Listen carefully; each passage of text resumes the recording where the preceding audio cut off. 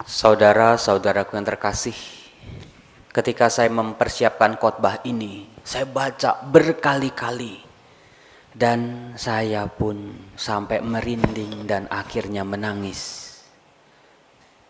Saya menangis karena saya merasakan betul-betul firman Allah sungguh-sungguh menyertai hidup kita. Allah yang tahu penderitaan kita, Allah yang tahu apa yang sedang terjadi. Di saat ini isi doa banyak orang adalah pasti mohon kesembuhan, mohon perlindungan dari wabah virus corona yang mulai menjangkiti banyak orang. Sekeluarga langsung kena, nggak pilih-pilih. Ketika saya baca Injil ini, ada tulisan, dialah yang memikul kelemahan kita dan menanggung penyakit kita. Langsung saya tertunduk, Tuhan, Tuhan, Tuhan. Kuasamu sungguh besar.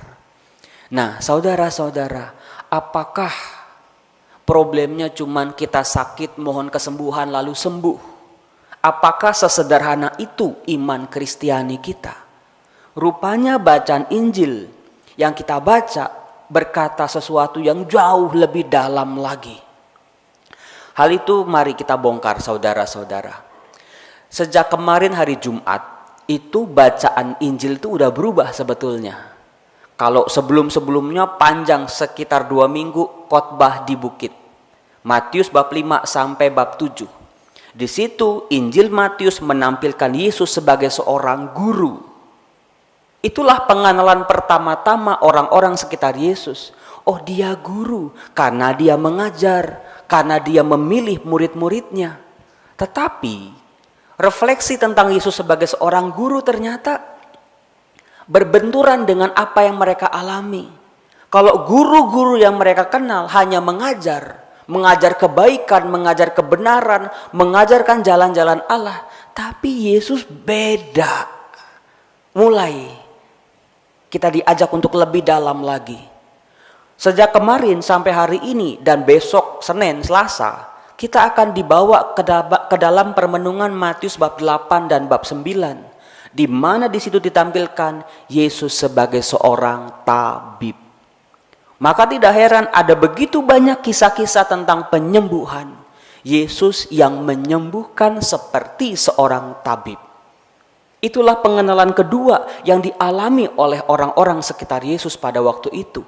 Oh, dia ternyata bukan sekedar guru, dia juga bisa menyembuhkan seperti seorang tabib. Tapi lagi-lagi problemnya sama.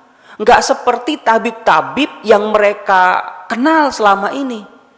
Yesus lebih daripada seorang tabib biasa. Dia menyembuhkan secara luar biasa. Nah, di sini saya mau tunjukkan luar biasanya saudara-saudara.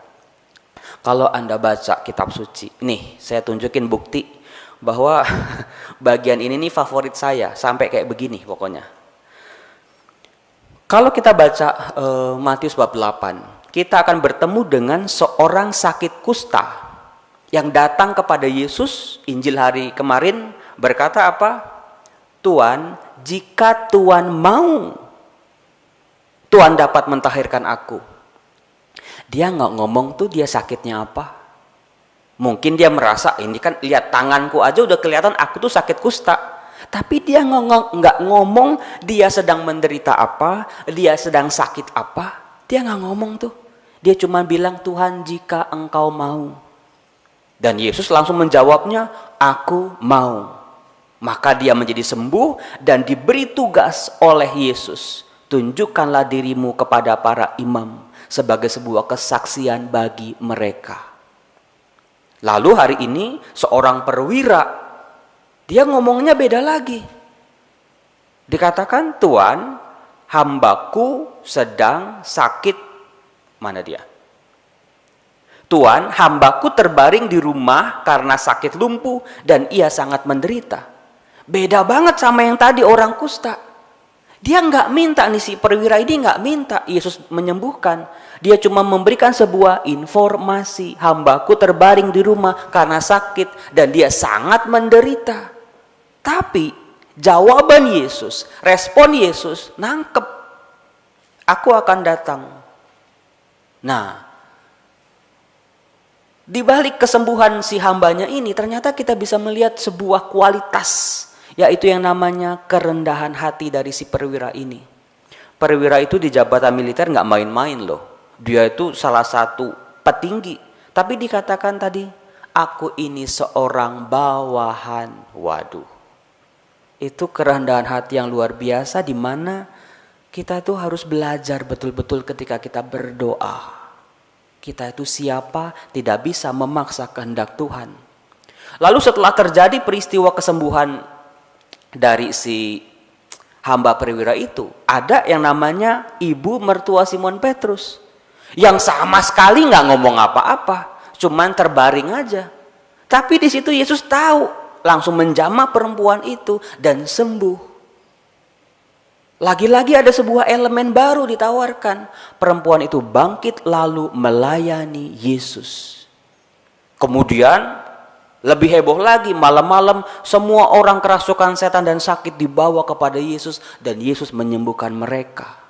Dan di situ ditutup dengan sebuah kesimpulan yang sangat indah buat saya, yang tadi kita katakan, dialah yang memikul kelemahan kita dan menanggung penyakit kita.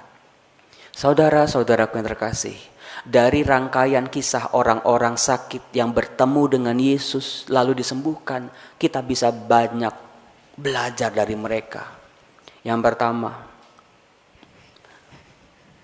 membiarkan Tuhan intervensi dalam kehidupan kita. Ini yang kita harus banyak belajar. Bukan cuma minta, tapi Tuhan campur tangan dalam perkara-perkaraku. Campur tangan Tuhan, terlibat Tuhan dalam masalah-masalahku. Lalu yang kedua, sebuah rasa percaya. Sebuah rasa percaya yang mungkin lebih dalam daripada sekedar kata-kata. Maka tadi orang-orang yang sakit itu kata-katanya juga nggak sempurna. Doa-doa mereka juga, permohonan mereka juga nggak sempurna. Sama kayak kita, ketika kita berdoa juga bingung mau doa apa. Tapi ternyata mereka ini berhadapan dengan kemurahan hati Allah.